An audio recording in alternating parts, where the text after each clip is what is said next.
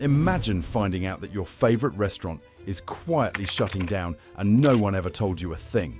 Locations are disappearing, menus are shrinking, and loyal customers are leaving in silence. Today, we are counting down 15 restaurants that are on the brink of collapse. Whether it is financial struggles, getting crushed by smarter competition, or corporate decisions that betrayed the very people keeping these brands alive, these once popular spots are quietly vanishing from your map. And here is the most shocking part. The #1 restaurant on this list still looks completely fine from the outside, but behind the scenes, it is in serious trouble. Let us get into it. Number 15, Denny's. There is a video you may have already seen. A Denny's location so deeply understaffed that actual paying customers walked behind the counter and started cooking their own food. One employee in the entire building. Someone filmed it, posted it, and it went completely viral because it told the whole story in under 2 minutes without a single word of commentary needed. That footage is not an anomaly. It is a preview. Denny's has been closing somewhere between 70 and 90 locations since 2024, with more cuts signaled heading into 2026. The chain that was once the guaranteed all-night diner at every highway exit in America is contracting faster than the portions on the menu.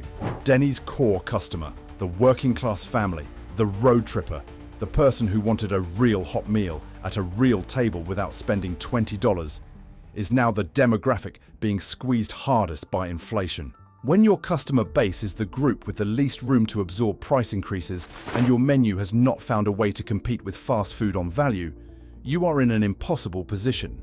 That Grand Slam breakfast pushes you well past your daily recommended salt intake before the coffee even arrives. Number 14, Starbucks. Starbucks was never only about caffeine, it was about the habit. The mobile order you placed while brushing your teeth, the quick pickup that spared you from small talk before 9 in the morning. But somewhere along the way, people started running the numbers. $6 for a basic latte, $7 with cold foam, $8 once you added oat milk and an extra shot. That casual coffee habit was quietly adding up to $40 a week, $160 a month, nearly $2,000 a year. So people did not quit dramatically, they just showed up less. That is when Brian Nichol came in, the executive who turned around Chipotle, brought over with a blockbuster compensation package and a mandate to fix the damage. His plan included $1 billion restructuring, nearly 900 corporate jobs cut, and a public promise to bring back the warm sit-down cafe experience. On paper, it sounded like exactly what customers wanted. Those drinks people used to order without thinking, 400 to 600 calories, sugar levels that rival a donut. What felt like coffee was really dessert in a cup the whole time. When a daily habit becomes a decision you have to justify, most mornings that justification just does not hold up. Number 13, Panda Express. The line is out the door. The food court location near you is probably doing just fine. Orange chicken moving fast, fortune cookies stacked by the register. From the outside, Panda Express looks completely healthy. So how does it end up on a list like this? Because the trouble with Panda Express has nothing to do with the parking lot. It has everything to do with what is happening inside the company. A class action lawsuit revealed that Panda Express required employees to strip down to their underwear and physically embrace partially clothed co-workers as part of a mandatory company training program. Not a team-building exercise that got a little strange. A required corporate program that employees were expected to participate in if they wanted to move up. And that is not where the legal troubles stopped. The chain also settled a separate case involving hidden delivery fees. They advertised delivery for around $3, then quietly added a $10 service charge at checkout. Hundreds of thousands of customers paid it before anyone noticed. A restaurant can look completely healthy from the outside and be quietly falling apart on the inside. The full parking lot means nothing. Remember that. Number 12, Pizza Hut. Pizza Hut was the birthday party destination, the lunch buffet with the red and white checkered tablecloths, the reason families actually wanted to go out for pizza instead of staying home. It meant something specific for a very long time. In 2026, that meaning is dissolving fast. Parent company Yum Brands announced the closure of roughly 250 domestic locations in the first half of 2026 alone. Same-store sales fell 5% across the full year of 2025. A $5 pizza promotion launched to drive traffic back through the door did not reverse a single trend. It just shrank the margins further. Yum Brands has quietly begun a formal strategic review of whether Pizza Hut even belongs inside their portfolio anymore, which is corporate language for we are considering selling it. When your own parent company is asking whether they should still own you, the brand is in a different kind of trouble than a bad quarter. What remains is a delivery option you consider, and then usually skip for something faster or cheaper. And without the experience, it is just expensive pizza from a brand that used to mean more than that. Number 11, IHOP. IHOP briefly tried to rebrand itself as IHOB, standing for International House of Burgers, to pull in customers who were not showing up for pancakes. It got attention. It generated a wave of takes. It produced absolutely no lasting traffic. Because when you build an entire identity around one thing and then try to pivot away from it, the people who were loyal to the original do not follow you, and the people you were chasing do not believe you. Parent company Dine Brands has been managing serious financial pressure across its portfolio. Franchisees are struggling with rising food and labor costs that are squeezing margins that were already thin. The all-day breakfast concept IHOP leaned into as a competitive advantage is now available everywhere. McDonald's does it. Fast casual spots do it. Your local diner has always done it, and usually for less money. Those pancake stacks loaded with syrup and whipped cream, easily 900 to 1200 calories before the bacon even arrives, are not landing with a generation paying more attention to blood sugar than any previous generation ever did. IHOP needs a reason to exist beyond nostalgia. In 2026, it has not found one. Number 10, Chipotle. Chipotle was supposed to be the one that broke the mold. It built its brand on real ingredients, no freezers, generous portions, and the idea that fast food did not have to feel cheap or unhealthy. For nearly a decade, that message landed with an almost unstoppable force. Then 2025 arrived and the momentum stalled. Same-store sales cooled off and executives openly acknowledged what was happening. Lower-income customers were pulling back because a burrito meal was now regularly hitting $12 to $15. Social media filled immediately with side-by-side photos, smaller portions next to higher price tags. One former regular wrote that they used to eat there twice a week and now it was twice a month, because $14 for a bowl that did not even fill them up stopped making sense. Standing in a long line, watching someone carefully ration your rice while you mentally debate whether you can justify guacamole does not feel elevated. It just feels like overpriced fast food. That healthy bowl you spent $15 customizing can easily top 1,000 calories with sodium higher than 3 bags of chips. The health halo was always brighter than the nutrition facts ever were. Number 9, Dairy Queen. If you grew up near a small town, you know the ritual. The blizzard after Little League, the dilly bar on a hot afternoon, the upside-down cup test where they flipped your order and if it fell out, you got it free. That was the entire personality of a place that defined summer for millions of people. Now 40 of those Dairy Queens in Texas alone are dark, completely gone in a matter of weeks. A franchise operator called Project Loner owned 38 of those locations. Corporate came in with a demand: renovate the buildings, update the equipment, modernize everything to current brand standards. The operator did not have the money to pull it off, so they tried to sell the locations instead. Corporate blocked the sale.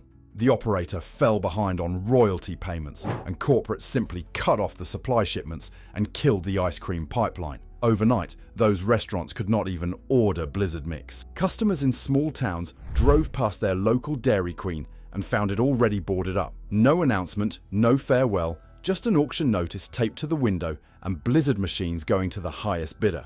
Warren Buffett's company, worth over $1 trillion, watched 40 franchise locations disappear across Texas without a single visible reaction because the spreadsheet told them to.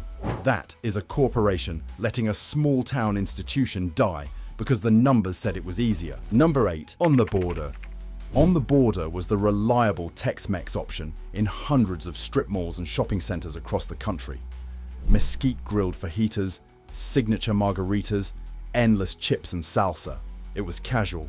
It was comfortable and for a long time, it was the answer when the group could not agree on where to go. In March 2025, OTB Holding filed for Chapter 11 bankruptcy and closed 40 locations in a single move, dropping the chain from over 100 restaurants to roughly 60 company-operated locations overnight. The chief restructuring officer described it in court filings as a rapid loss of liquidity that forced the company to put holds on vendor payments and rent almost immediately.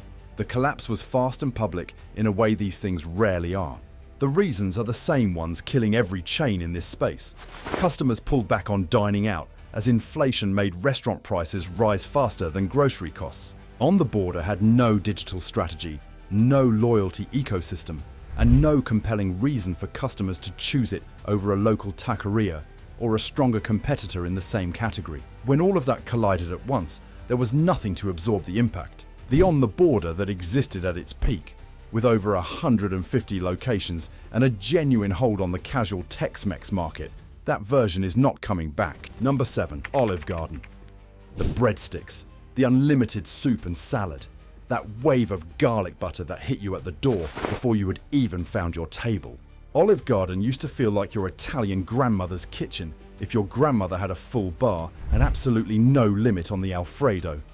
For families in the 90s and 2000s, it was the place. Affordable Italian that felt like a real night out without requiring a financial plan. Parent company Darden Restaurants pulled in over $12 billion in revenue last year.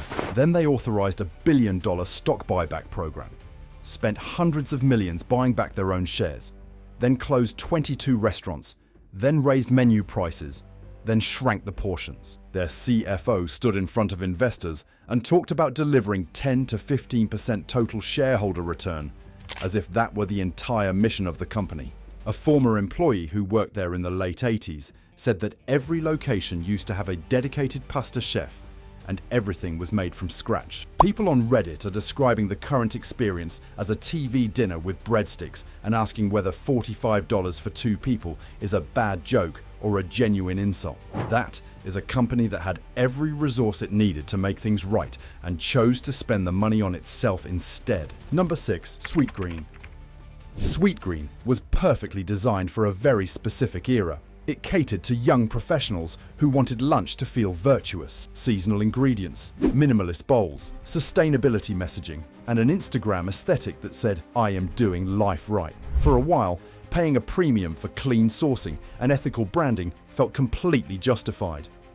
Then that moment passed. In a single quarter of 2025, same-store sales dropped close to 10%. The stock plunged because it became obvious that a business built on $18 salads does not hold up when its core customers are deciding whether lunch fits into the same budget as rent. People started posting receipts online and they were not subtle about it. $17, $19, $22 for a bowl with some greens, a bit of chicken, and a light drizzle of dressing. Sweetgreen's entire identity rested on the idea that it was worth it. But when the smarter choice means skipping other meals just to justify the cost, the logic collapses entirely. 5 homemade lunches cost about the same as a single Sweetgreen bowl. Sweetgreen did not just lose customers, it lost the entire foundation of its story. Number 5. Cracker Barrel. The rocking chairs out front, candy sticks in the gift shop, Sunday morning after church with your grandparents ordering the same thing they always ordered. For people who grew up in the South or the Midwest, Cracker Barrel was never just a restaurant. It was a weekly ritual, a place that felt exactly the same every time you walked through the door, which was entirely the point. Then they changed the logo. In August of 2025, Cracker Barrel quietly removed the beloved character that had anchored their branding for decades and replaced it with plain text and a cleaner, more corporate-looking design. Customers revolted hard enough that the company reversed the decision within a week, but the damage was already sitting in the numbers. A font choice managed to destroy years of brand equity in a matter of days, and the logo was only the most visible problem. The company is projecting a 4 to 7% decline in customer visits through 2026. They quietly shut down 14 Maple Street Biscuit Company locations, a brand they purchased for $36 million in 2019, now written off at a $16 million loss. Prices are up 30% since 2019. but the soul of the place packed up and left a long time ago. Number 4. Red Robin. Red Robin once owned a very specific lane in American family dining. The birthday dinner upgrade that was not fast food, but was not intimidating like a steakhouse either. Big burgers, bottomless fries, a brownie sundae, a slightly off-key birthday clap from the staff. For families, it was the sweet spot that felt special without requiring a financial plan. By 2025, Red Robin found itself in what analysts politely call turnaround mode, which everyone else recognizes as a slow and grinding decline. After years of remodels, menu adjustments, and strategic pivots, the customers are still not returning. By 2026, the chain has announced plans to close roughly 70 underperforming locations, a significant cut for a brand that was already running out of room to shrink. Red Robin is not cheap enough to go head-to-head with Five Guys. It does not have the energy or modern appeal of Shake Shack. It is not fast enough to compete with actual fast food. It lands in the middle. Average price, average speed, average experience, and average has stopped motivating families to leave the house. Parents are making cleaner choices now. Either save money and go cheaper, or spend a little more on something that genuinely feels worth it. Red Robin does not clearly win either direction. Once a restaurant gets quietly replaced in someone's mental shortlist, no amount of fresh paint or new signage earns it back. Number 3. Buffalo Wild Wings. Buffalo Wild Wings used to be the unquestioned headquarters of sports watching in America.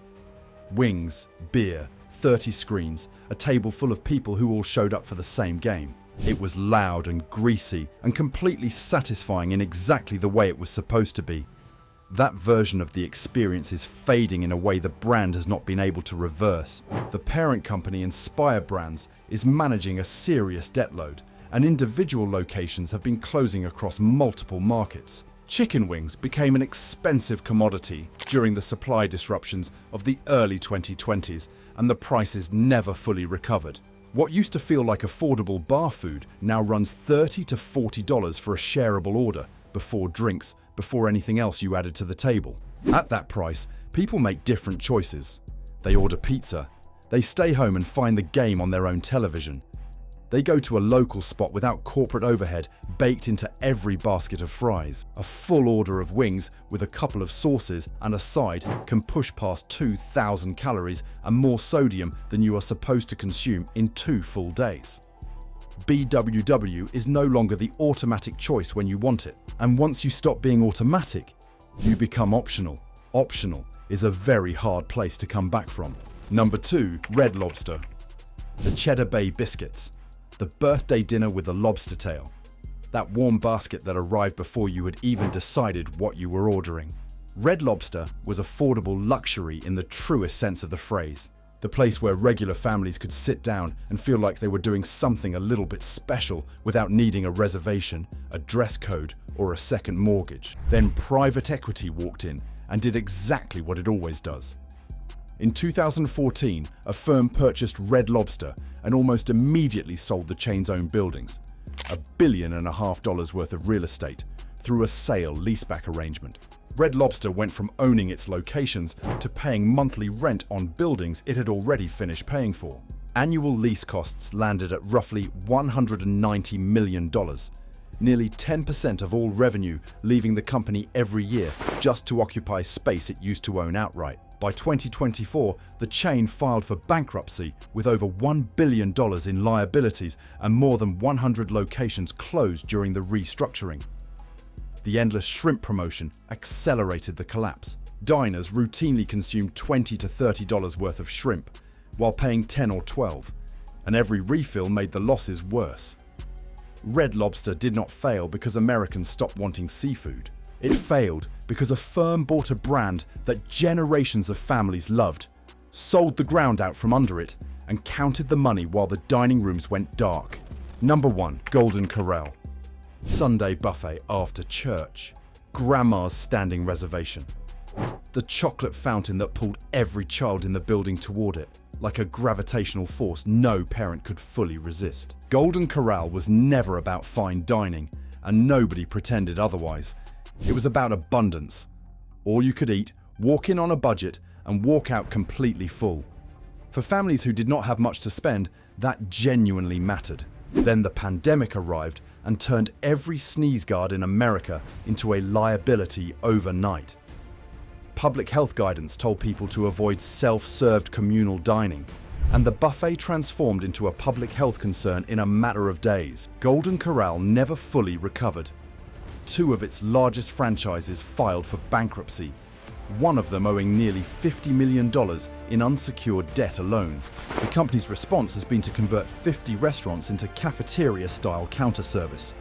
Trade the defining feature of your entire brand for a lunch line. For many people over 60, it was Tuesday night with the same group of friends.